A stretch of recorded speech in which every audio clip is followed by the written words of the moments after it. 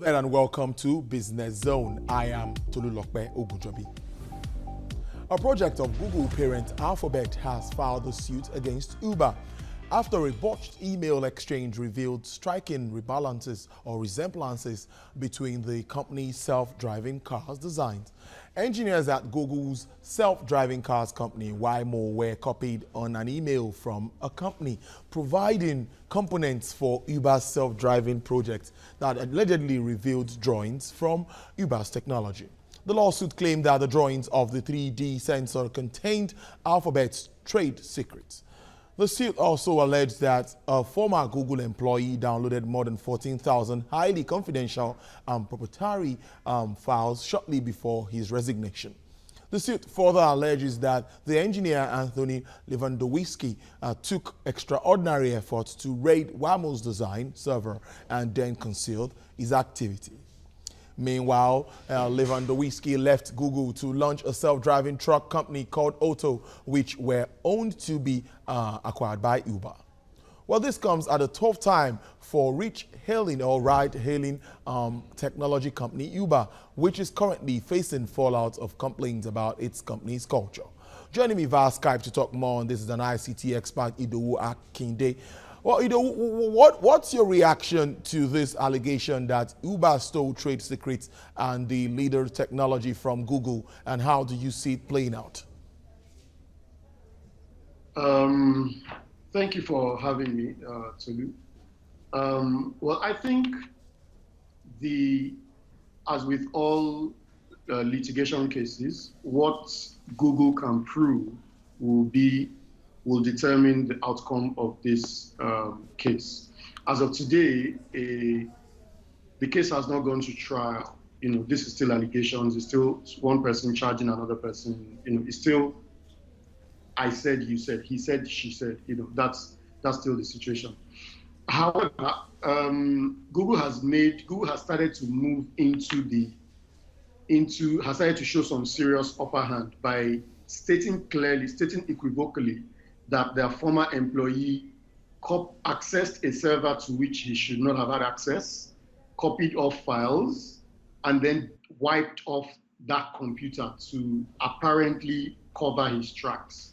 Now that looks like something that is not casual. Those are direct allegations. Like I said, if Google can come up with evidence, if they take this to court, it's looking like they have a case. It looks like they have a case. The other thing I want to say about this case is that as it relates to intellectual property, which is usually very hard to legislate,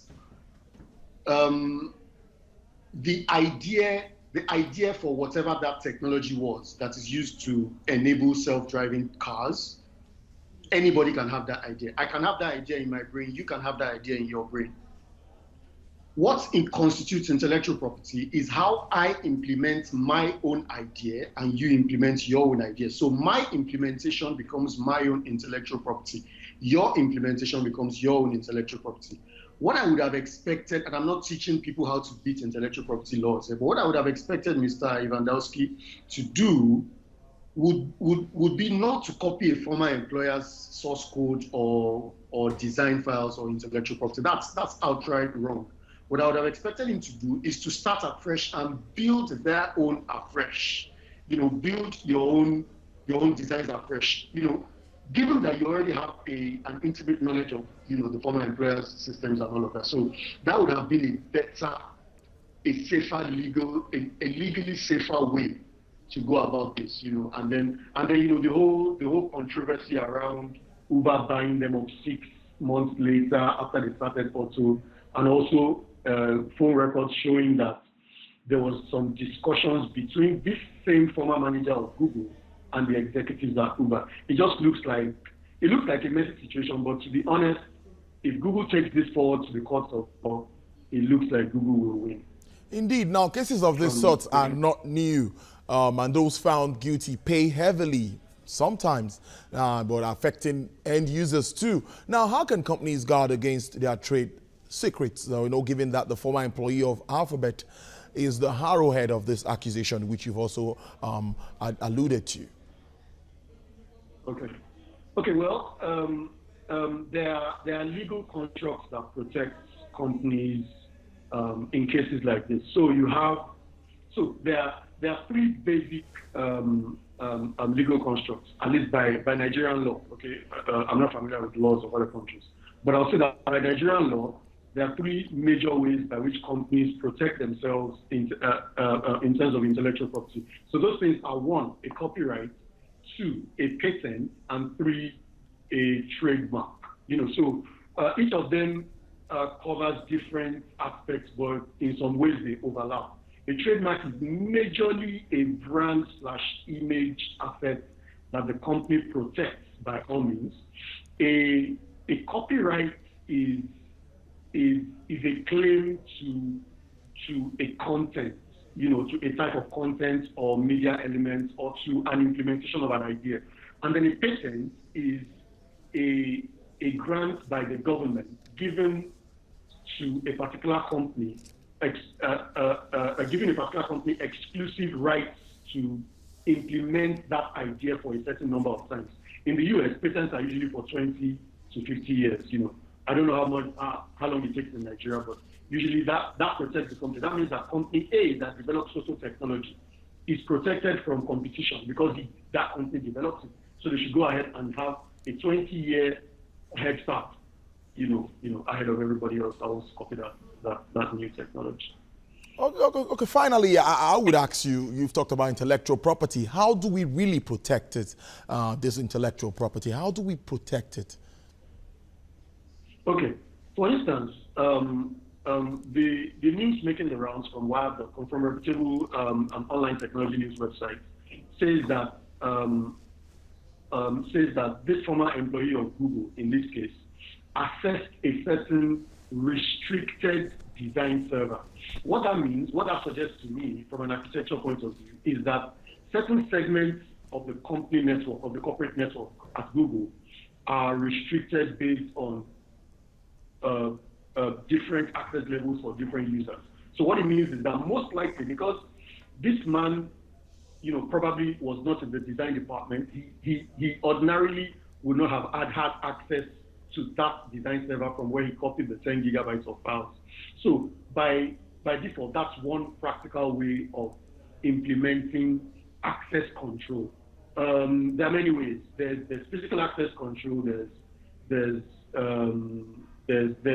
network access control. There's application level access control. So these are there, and there are also products out there in the market that help you restrict access. So it's not a solution directed specifically at intellectual property. It's just solutions that are built by vendors, by individual IT vendors, to help companies protect access to sensitive things. So whether it's a physical server in a server room, and that access to that server needs to be protected, then you put something at the door that says anybody that needs to enter into this place, you must scan the person's fingerprint and iris, or it's a virtual non-physical asset, like files, like design, like intellectual property, source code, software source code, and other things. You keep that in a separate part of your network. Of course, there are many strategies. You may even decide not to keep it if your company operates in Nigeria. You may decide to have your original master source file somewhere in Switzerland or in Canada or in Japan. All of that, it all depends on how much cash is at hand, the sensitivity of your work, and all of that. Sometimes it's more secure to keep these things outside the shores of the country. Sometimes it's more secure to keep them within the shores of the country. For instance, I know that CBN will not allow any Nigerian bank to host Nigerian customers' data outside the country. So all of these things, there's a number of factors that determine which strategy is right for which company. But the underlying principle is that there are tools and technologies that enable for access to specific assets to be controlled by a company. All right, then, Mr. Idowu Akinde there, I must thank you for your time. ICT experts giving his views on this very important issue on Google's parent Alphabet filing a suit against Uber. I must thank you very much for your views on this very important topic. Okay, thank you very much, Mr. Tulu. Well, the new foreign exchange policy actions introduced by the Central Bank of Nigeria saw the naira extending its gains on the parallel market. That's against the United States dollars appreciating significantly. We'll bring you details of this after the break. Please stay with us on Business Zone.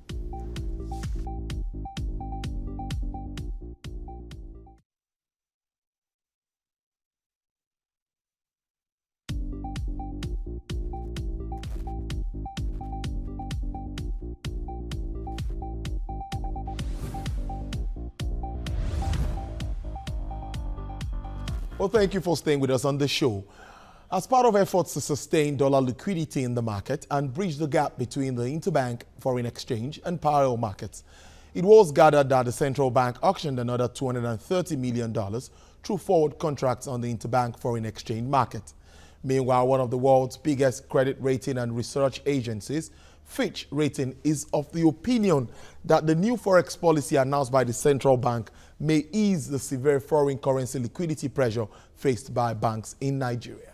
Since the release of this new policy, questions have been raised pertaining to whether this policy initiative would actually reduce the rate of exchange at the parallel market and therefore lead to the closing of the spread between the official interbank window and parallel market rates, and what all this foretells for the economy. Well, let's take a look at the trend of the exchange rates from the past 5 days since the policy was introduced. The official exchange rate has remained well unchanged since the introduction, but taking a look at the rates on the parallel market, as at Monday, February 20th, naira to the dollar stood at 525 naira. Tuesday, it stood at 515 naira. And on Wednesday, the naira further strengthened against the dollar, staying at 501 naira to the dollar. On Thursday, it dropped to 480 naira to a dollar. Well, it is obvious that the parallel market is responsive to demand and supply situation. But the question on the mind of many is, how sustainable is this move? Well, with me in the studio is the head fixed income with Primera African Securities, Ajayi Oladipo. Thank you for your time on the show. Thank you, Tolu. Hi. Yeah, let's just start just like the way I put it out. Do you think this is sustainable, and what is your reaction to this new move? Yeah, I think this is actually long overdue. I think the CBNs they've actually punished the masses for a long time with policies that are not actually working. But I think they actually got this right. Because over time, what even foreign investors have been using as a benchmark for Nigeria currency is actually the parallel market. And parallel market is not actually a very deep market. It's not what's actually total volume trading in the parallel market. And over time, CBN has been saying that the parallel market cannot be used as a determinant of our currency value.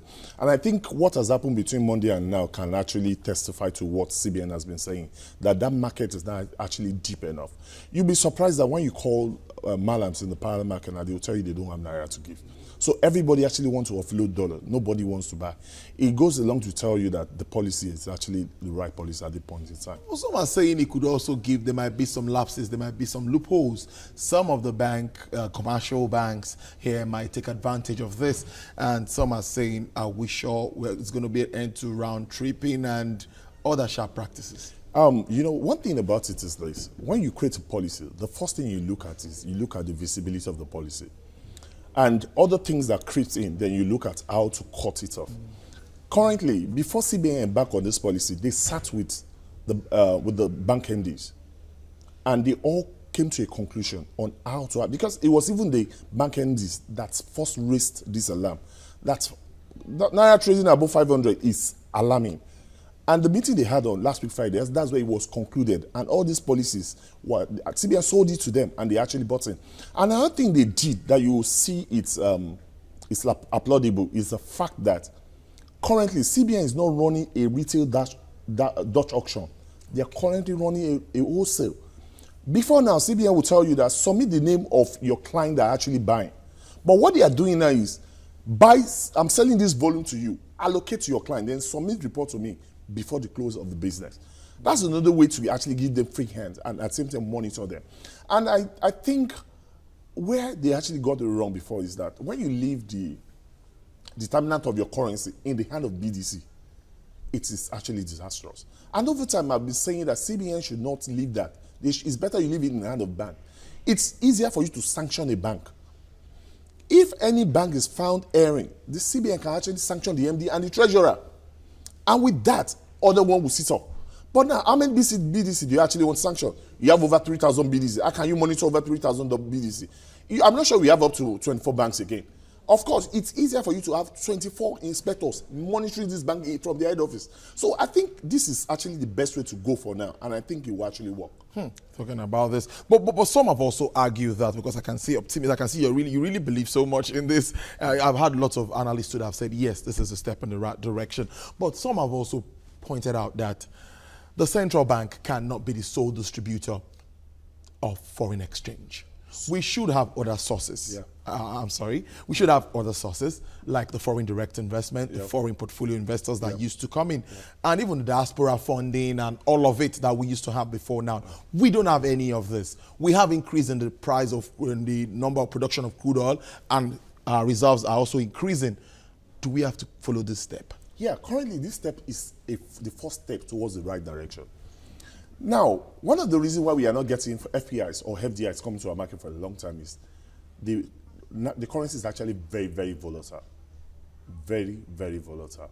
So the volatility of the currency is one of the deterrents for those guys to actually come into our market. What they've been clamoring for is stability.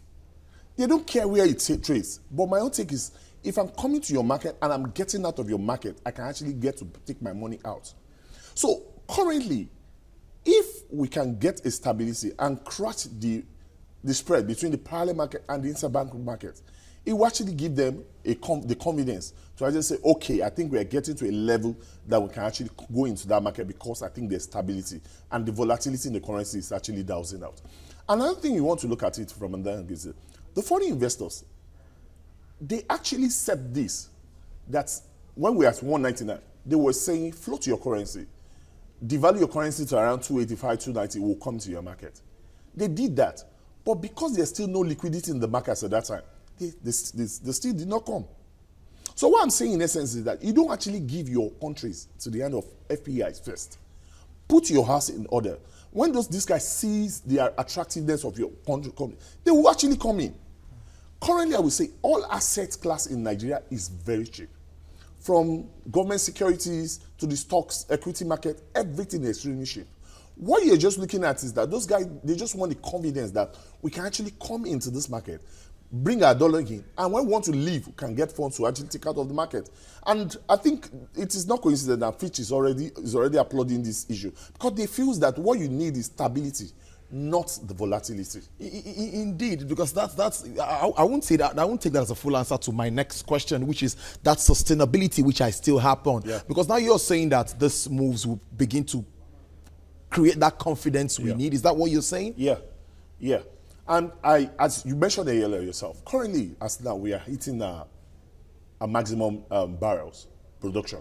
We're almost at 2.2 million barrels. Yeah. Stability is almost creeping into the Niger Delta. Oil prices, it just at the $57 range. And I think all those things are good news that is coming to our market. And it's also, it gives confidence to investors. Because any investors that is coming to your market want to seek, do you have what it takes to give me my money when I want to go? And all these indices are signs that we can actually pay back investors when they want to go. So one of the things we had to do now is the CBN has to be consistent on this current policy. Because this is the right step towards the right direction. Like I said earlier, they have to be consistent on their doggedness will be shown in this aspect. They've said that every Tuesday they are going to sell to PTAs, they're going to sell to, if you're paying for schools. If they continue in this momentum, I'm telling you, by the end of, by mid-March, you will see the margin between the official market and the parallel market will turn out to like about 20 naira. Indeed. Because I will speak today, it's already 450. Yet, malams are not still buying. As we speak now, it's still at 450, yet they are not still buying. Nobody wants to hold dollar at this particular point in time. And again, speculators that are actually speculating the currency, because that's another factor. And CBN had mentioned these times with that number, that the currency currently, that Nigerian currency is undervalued because people are speculating on it. And currently now, a lot of speculators will have gotten their hands burnt Currently, he had to actually offload that currency at this particular point in time. But I'm not sure there's buyers that are coming in to buy from them. I will still talk about the different rates which we have at the moment. That brings me to the issue of fuel importation, which the importers have a particular amount which there's a spec done. For those going for pilgrimage and all of that, they have a particular rate which is spec done. We have different, according to an expert, about 11. These are some of the challenges we face. Let me try and clear the hell over something. I've been reading things on the social media that I think most of them are not actually true. People will say the pilgrimage, that is one of. It only happened last year. And one of the reasons CBN gave them was the fact that they've actually approved their fund before the devaluation of Naira. So as at that point in time, that's the yardstick to say fund for pilgrimage is now 199. Okay. It doesn't make any. You see, people will tell you that interbank rate is 305. They will tell you official rate is 315. A lot of people don't have the understanding of that. Interbank rate is still the official rate. The interbank rate can trade between 305 and 350. It can even trade as high as 360. But what CBN does is this. They come in intermittently to douse the volatility in the interbank market. There are times that interbank market will trade as high as 245, 345. But towards the end of the market, CBN will come and call bank and sell money to them. And at the end of the day, it will close around 305. So to me, we don't have as much as people have actually said. What I think, for me, I think we have interbank rate. We have IMTO's rates. We have the BDC rate. And probably the parallel market rate. As we round up all of this now, many have said we still need to float the currency. Do you agree to that? I don't agree. I don't agree. A lot of people will say the reason why you need to float currency is just because of what Egypt has done. You are not comparing like for like. What is the source of effect generation for Egypt? Tourism. What is happening in there? Currently, the terrorist attack around the place is already deterring people from traveling there. They are not generating effects. So you can't say because Egypt has torn that road that we should also follow that path. Nigeria is currently consistently generating FX revenue every day. So we are not in the same line. Our reserve is at reasonable level. We are not in the same line. So you can't say you should float your currency and allow your currency to flow. People were saying Egypt have floated. As we speak today, their inflation rate is about 30. Do you think we are actually still Indeed, I can see the passion. I know you can go on and on, but time is always there. Ahead, fixed income with Premier African Securities Ajayi Oladipupo there, giving his views on issues surrounding Forex in Nigeria, saying it's a step in the right direction, the new move by the Apex Bank. Thank you for your time on You're Business. welcome, sir. Thank you very much. Yeah. Well, that's all we have for you today on the show. Join us again another time. I am Tolulokpe Ogunjobi. On behalf of the entire production crew, I thank you for watching. I'll leave you with the figures of the exchange rate as it stands today. Thank you for watching.